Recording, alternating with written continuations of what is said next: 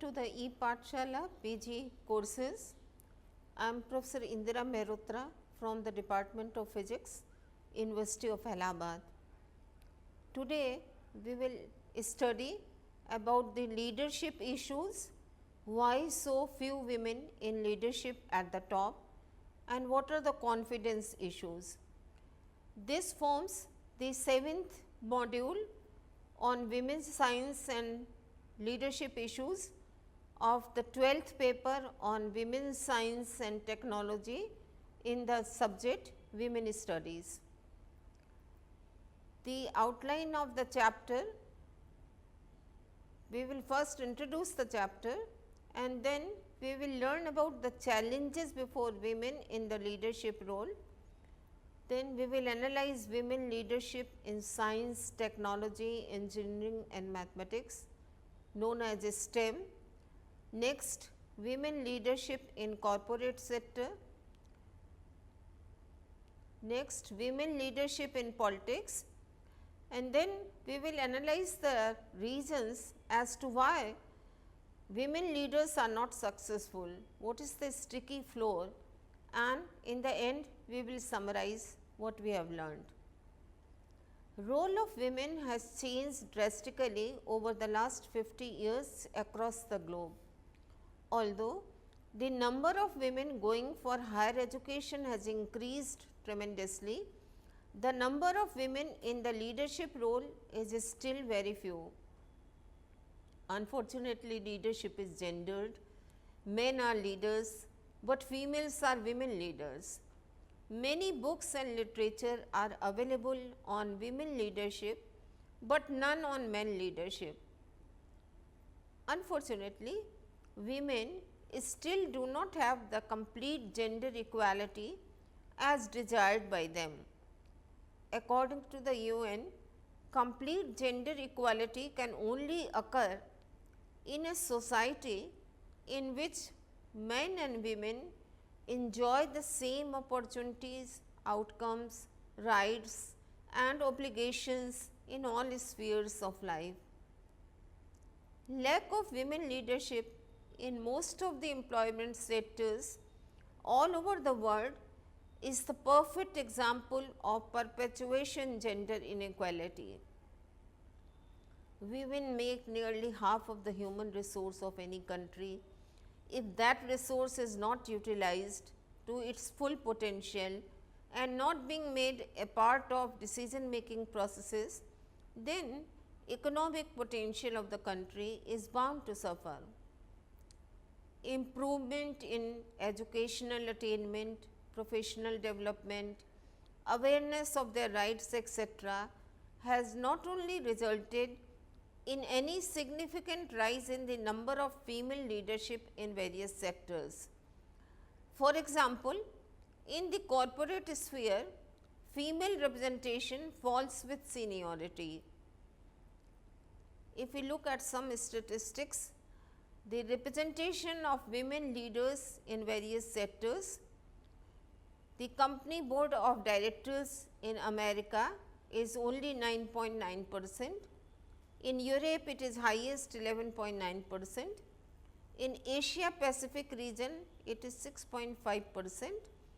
And in Middle East and North Africa, it is lowest 3.2%.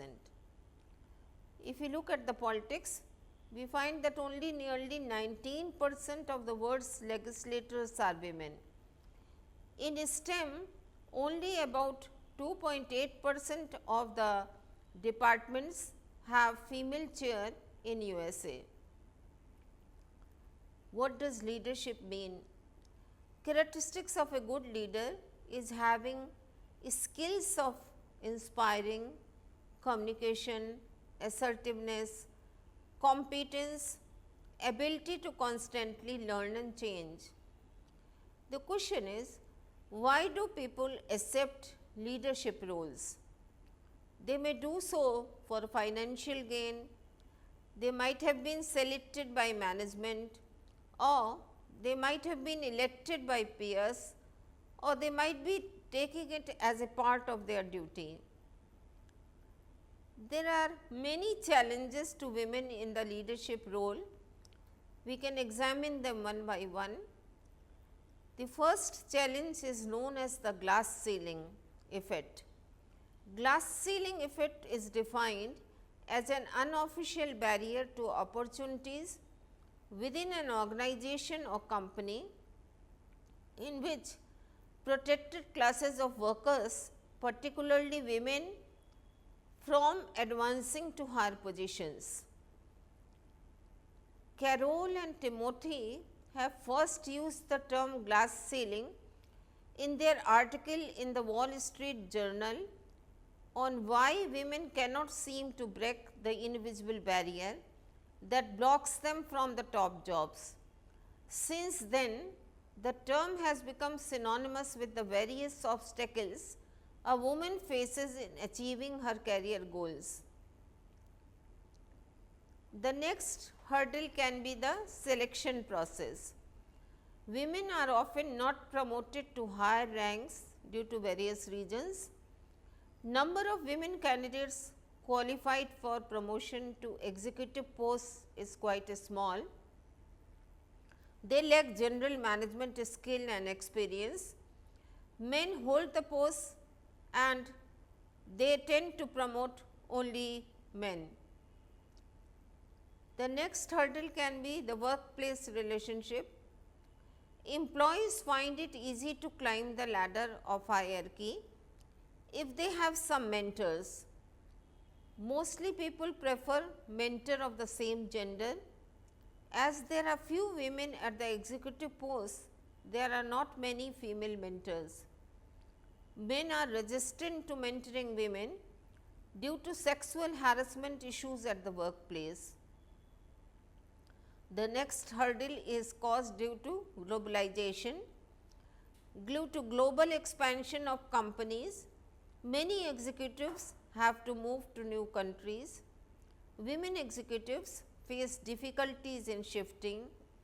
Social attitude and culture in many countries may not accept women leadership due to their prejudices. Next hurdle can be of internal motivation. Women often lose the drive to be a contender for the top post due to family demands, stereotyping, prejudices, discrimination and lack of opportunities they face along the path of becoming a leader. Then there can be lifestyle conflicts. As the women reach the top level, their job becomes more demanding. Often, they are not able to cope up with the dual pressure of family responsibility and career, and they voluntarily resign from their jobs. Women having children are reluctant to work long hours or travel in connection to their work. This further reduces their chance for promotion. Then is cultural and reward system. Women are often bypassed for the rewards and recognitions that result in career advancement due to male dominance and social beliefs. Women have a strong desire to be liked. Women take up more service load so that they lag behind in research, resulting in slower career progress. Then another important reason is lack of role models. Role models play a very important role in inspiring women to reach the same level. Unfortunately, there are very few women leaders at the top who can be a role model. Next is the double bind. Women are expected to be soft and nurturing, whereas leaders are supposed to be aggressive and tough. When a woman becomes aggressive, she is considered to be acting against her gender.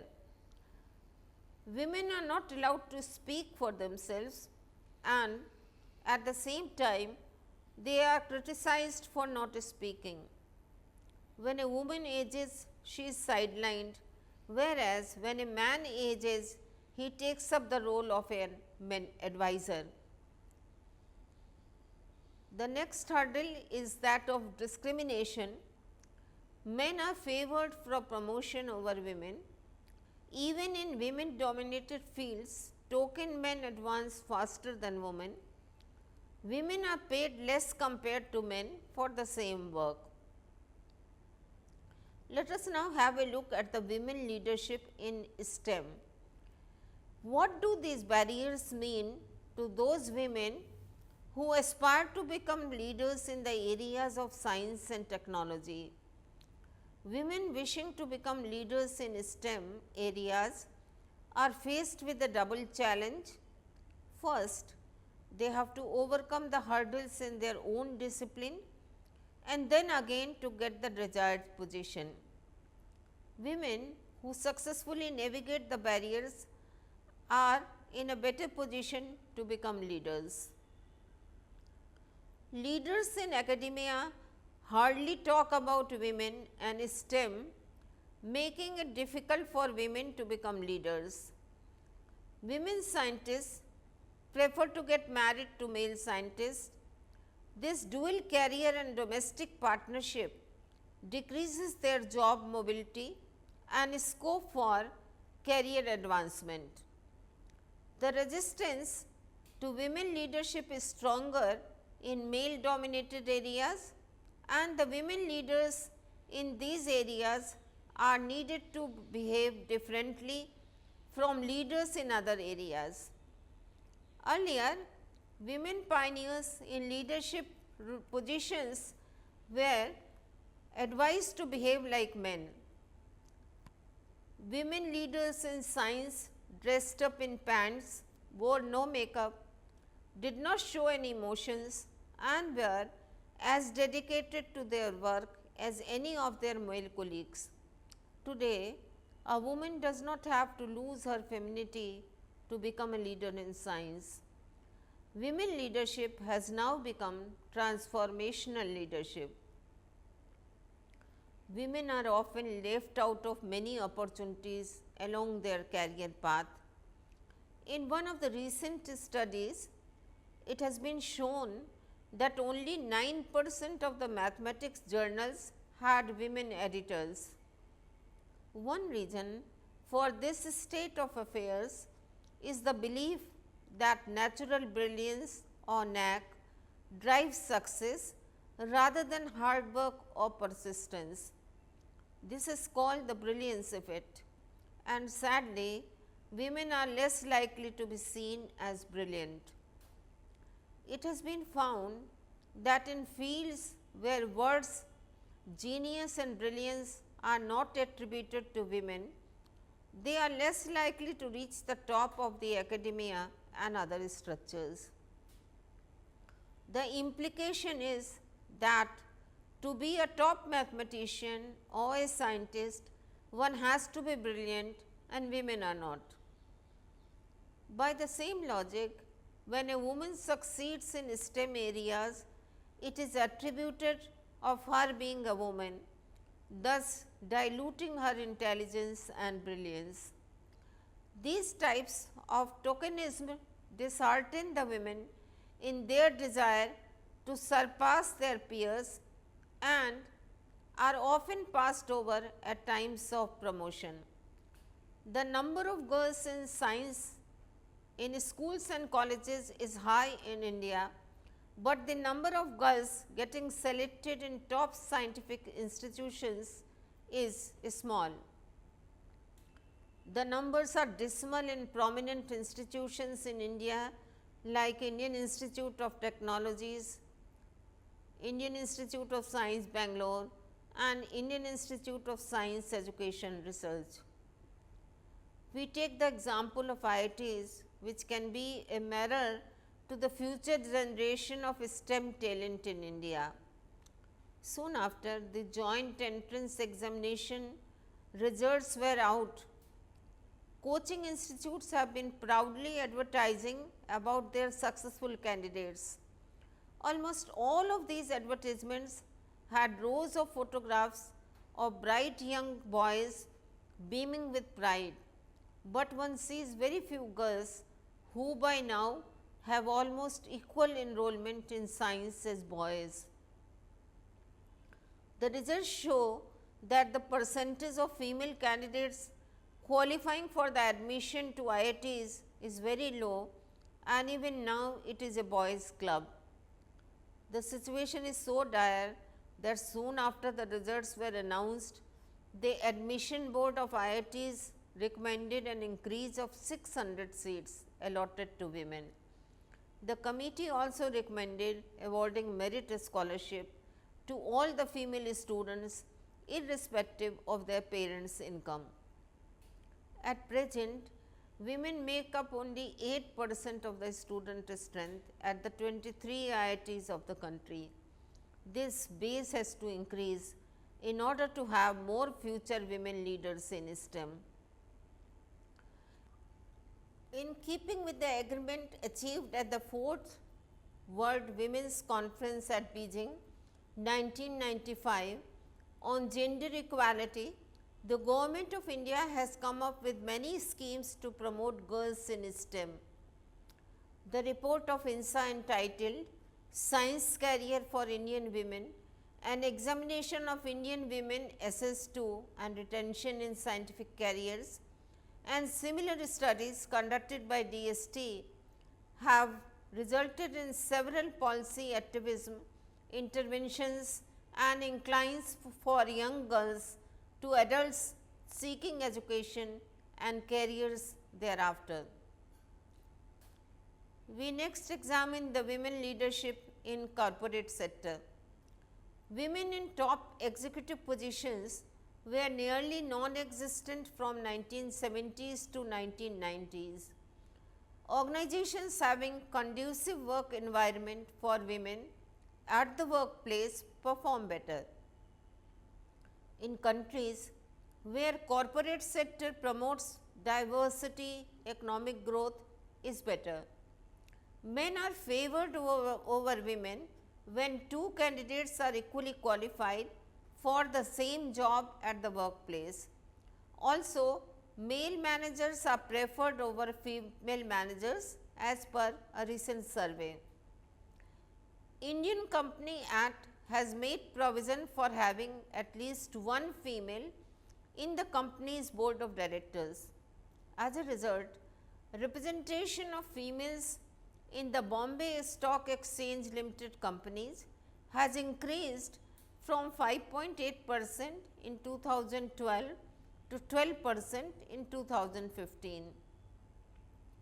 Sweden, Netherlands and France have made similar provisions in the corporate hierarchy. In few exceptional cases, women have defied the common perception and stereotypes and have reached the top executive posts. Examples are the Chief Executive Officer of PepsiCo, Indira Nooyi, was ranked as second most powerful woman of the world by Fortune in 2016.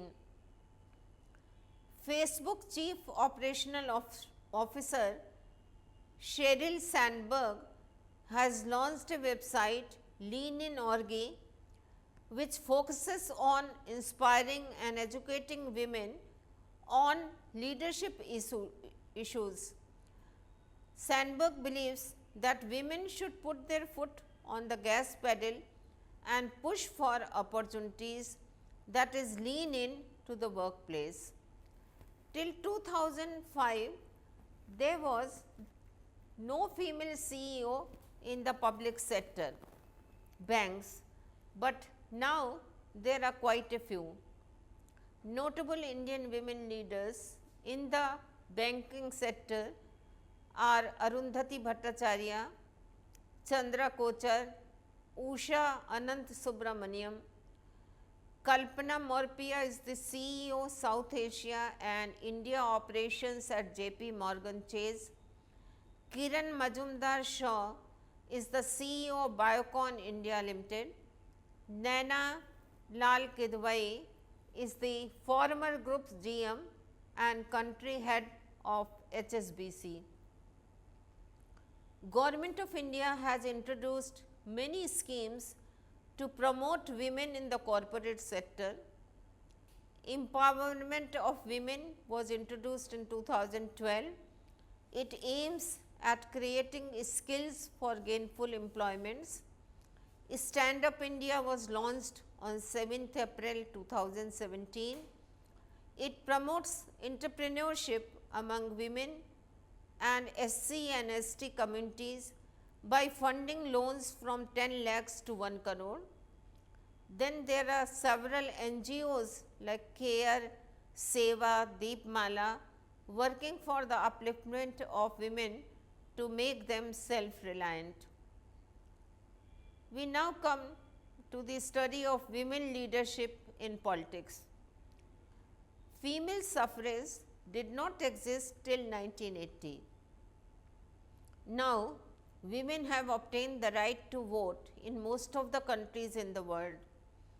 Women are underrepresented at all levels, from local and community levels to highest levels in government. Women hold a very small fraction of the parliamentary positions globally, meaning thereby that they have very little representation in all facets of the political process. Reasons for the marginalization of women in politics are many. They may lack access to technology, they may have lack of financial means, or they do not get enough support from their party. Women also face many socio-economic barriers like gender discrimination, violence, intimidation, entrenched traditional view of the society. Many women have overcome these obstacles with great acclaim and have become successful women politicians. As of January 2017, globally 10 women are serving as head of the states and 9 are serving as the head of the government. A good news for all the women activists. Aung San Suu Kyi, winner of the Nobel Peace Prize and newly elected de facto leader of Myanmar, has once famously said, "In societies where men are truly confident of their own worth, women are not merely tolerated but valued." Some women who have overcome the barriers and have become successful politicians are Angela Merkel.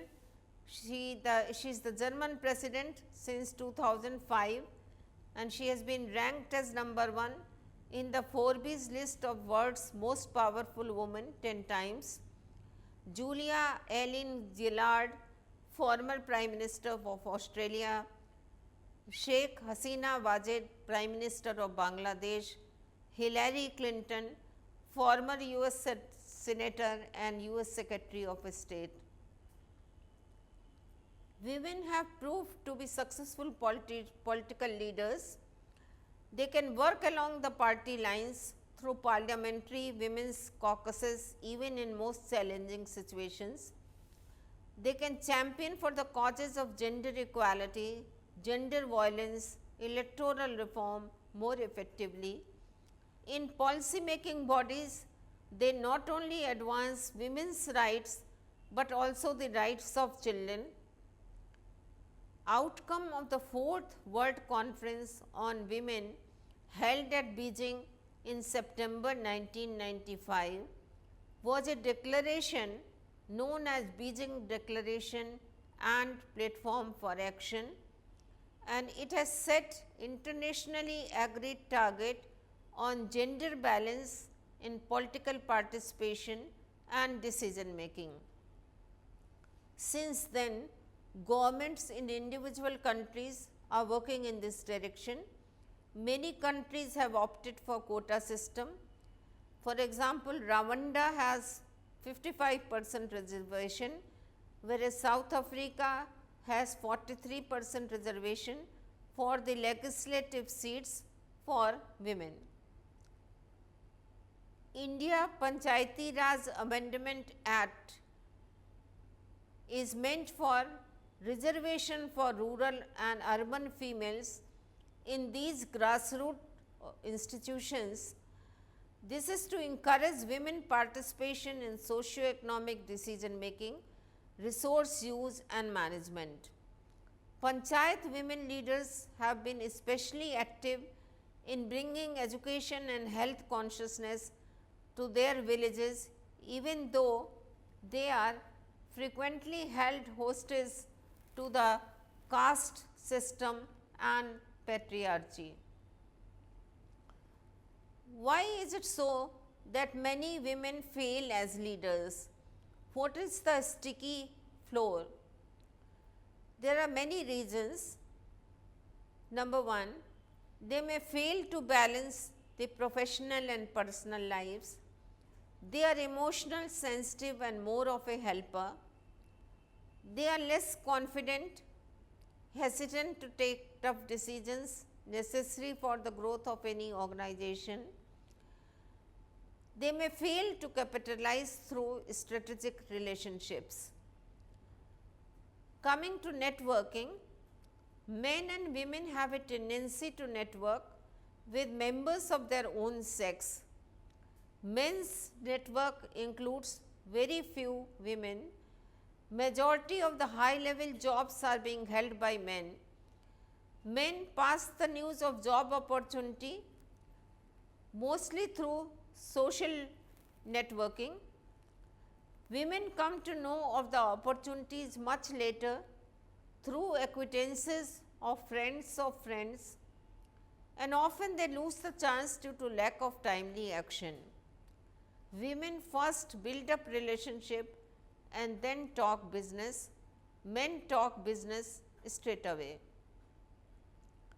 In the end, if we summarize what we have learnt, it is more difficult for women than men to be leaders.